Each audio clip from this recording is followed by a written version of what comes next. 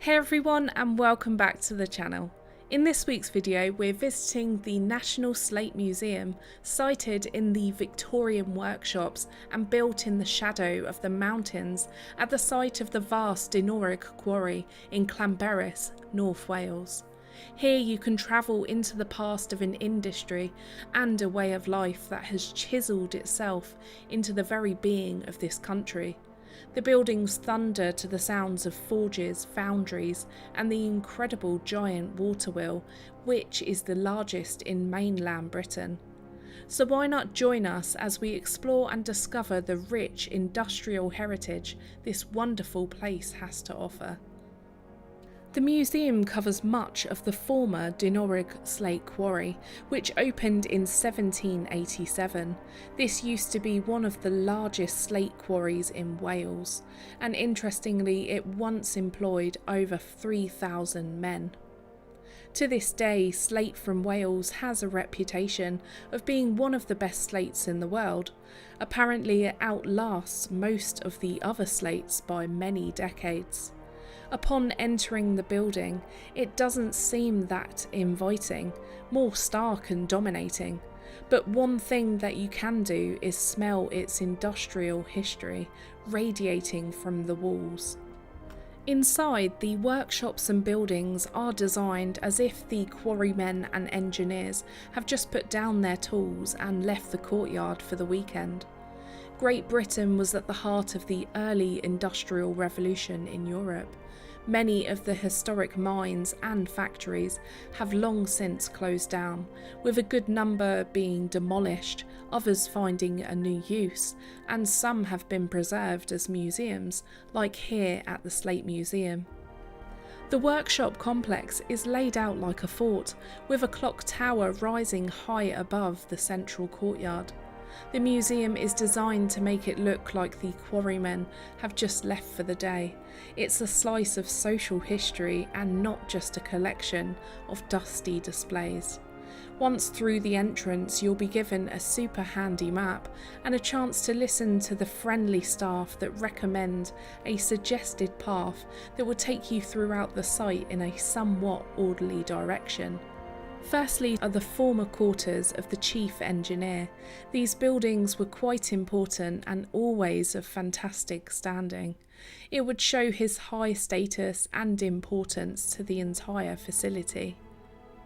Many of these rather beautiful old industrial buildings have just been left in their original state, to the point that the workshops still contain many of the old tools and bits of machinery. This almost gives us the impression that people have just walked off from their workplace only a few months ago. It feels like a natural setting and not a museum. Next, there's the cordoned off old mess room.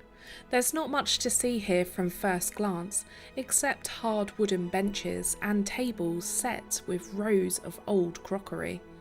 But we should stop here for a moment, because the bland setup actually belies the importance of the canteen in former working times. It was not only a place to eat, but it was also an important place for social interaction. Here football matches and other activities would be planned, and during the workers' unrest and consequent lockout in 1885 to 1886, this would have been the hotspot for political gatherings. Slate quarrying is a relatively messy activity. The mountainside would be blown up with explosives, and the enormous slabs are broken up into more transportable sizes right on the side of the hill. They are then loaded onto carts or later trains and transported to the work compound, where the uneven blocks are cut and split to more manageable sizes. Then specially qualified workers split the slate into rectangular tile shapes. At the museum, you might be lucky enough to be able to watch one of the retired workmen who shows off his skills, who had been previously employed by Dinorwig. He will share his experience and give you a fantastic demonstration on splitting slate and then cutting the resulting thin tiles into a rectangular shape.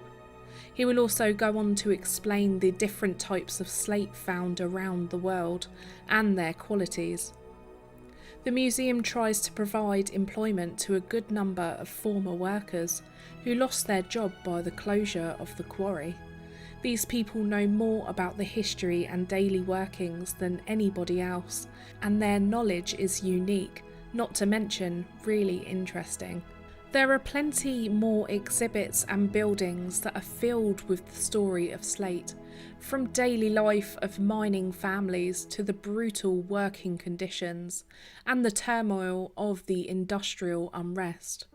Life as a quarryman would be challenging.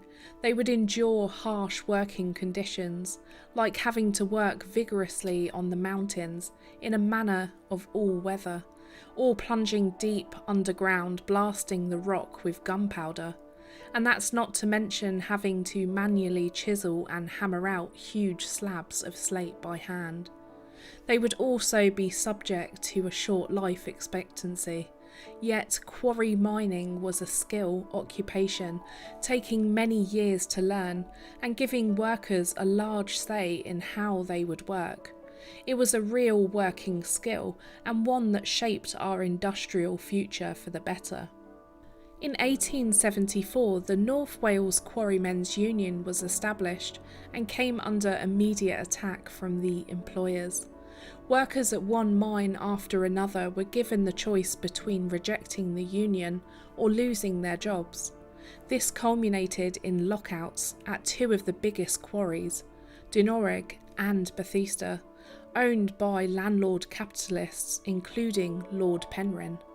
In Dinorwig, the lockout lasted 5 weeks, but at Bethesda, the men drew up their own demands and won an increase in wages and the replacement of the quarry management. The union won further wage increases and decreases in hours over the next few years.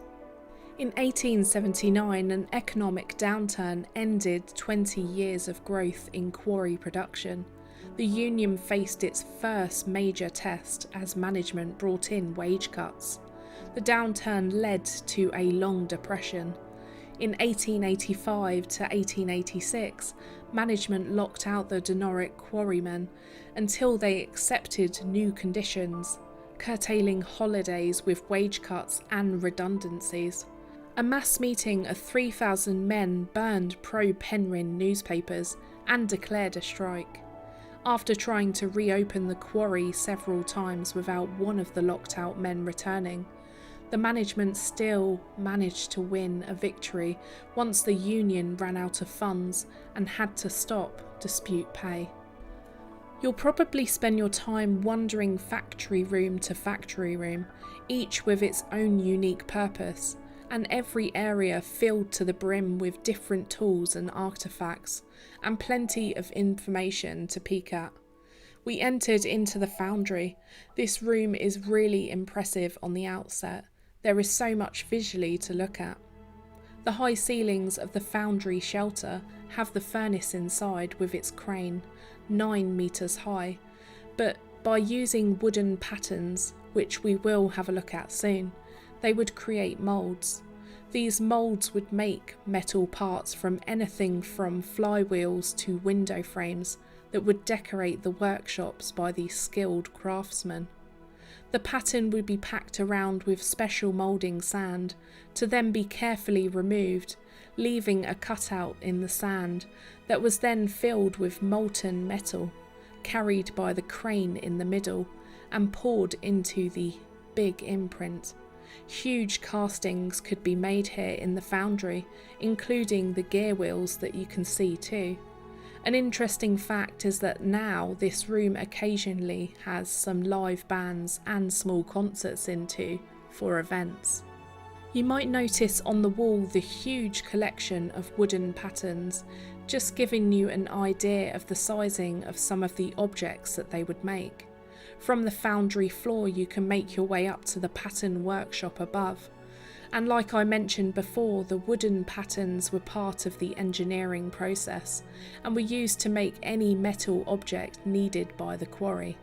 This could range from cogs to engine parts, windows to wagons. Here in the workshop there are over 2,000 in the museum's collection, and they are all being cleaned, catalogued and cared for as part of a long-term project to make sure that they are looked after for generations to come.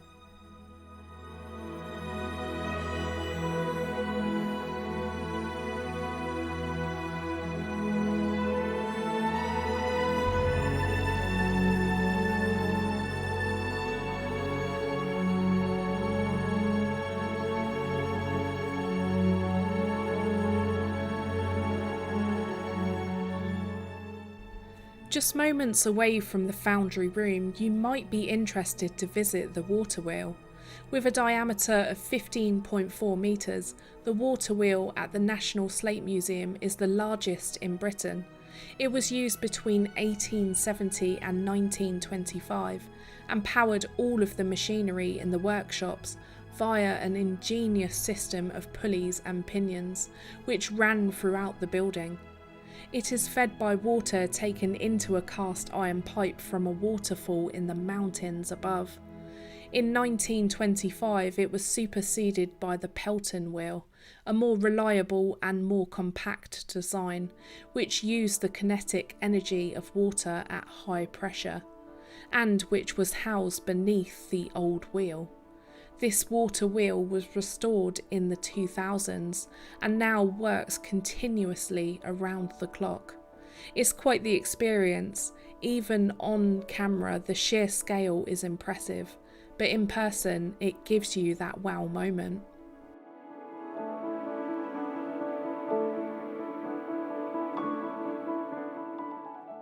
The first use of slate as a roofing material can be traced right back to Roman times in Wales, but due to its weight and the fact that slate tiles are relatively brittle, this material originally was only used for construction in close vicinity to where it was found. This changed with the arrival of the Industrial Revolution, which brought new developments into transportation with it, like narrow boats and later steam trains. The Industrial Revolution in the 18th century also sparked a fresh construction boom.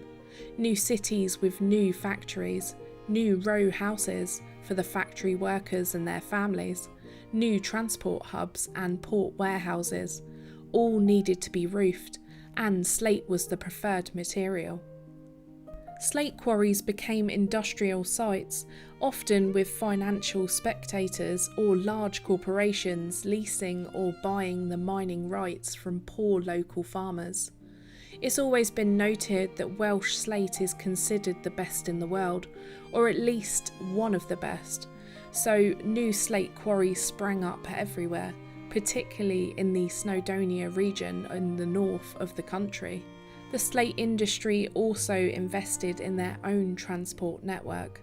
All of the narrow gauge railway tracks, which are now used as tourist steam trains, date back to the peak of slate mining. These were originally constructed to bring the finished product to the ports, where the slate was loaded onto barges or larger ships. Production dropped off in the 20th century due to a much lower demand, and it became more difficult to access the slate deposits, so the mine closed in 1969. Like I might have mentioned, this visit is self-guided, so you might find yourselves not following the map's intended trail, and that's okay, but you'll easily wander into more interesting buildings worthy of your time. It's such an interesting place. It really does have everything you could want for a day out with or without the family. Your visit will be free, but of course there are ways to contribute and support the museum by using their on-site cafe for a Welsh cake and a coffee, or their small visitors shops where you can even buy some slate to take home with you. The only thing to remember is that the parking is to be paid for, but this is worth the small fee. From the time of this video going out, we want to let you know that the museum will be temporarily closing to carry out a massive redevelopment project from November in 2024. So there is still time in the next 2 months to enjoy it. but they are also taking the museum on the road and will be doing pop-ups around the area, so it's worth heading over to their website for more information. So that's it for this week, and we really hope that you've enjoyed watching the video and it's inspired you to visit. If you have liked the video, please hit that like button, click on the notification bell and hit the subscribe button and never miss another video. We want to say a big thanks to our channel members and Patreons. If you'd like to be involved and be part of the PIM family, then please head over to our description box for more ways to support us. So we'll see you on the next one. Till next time.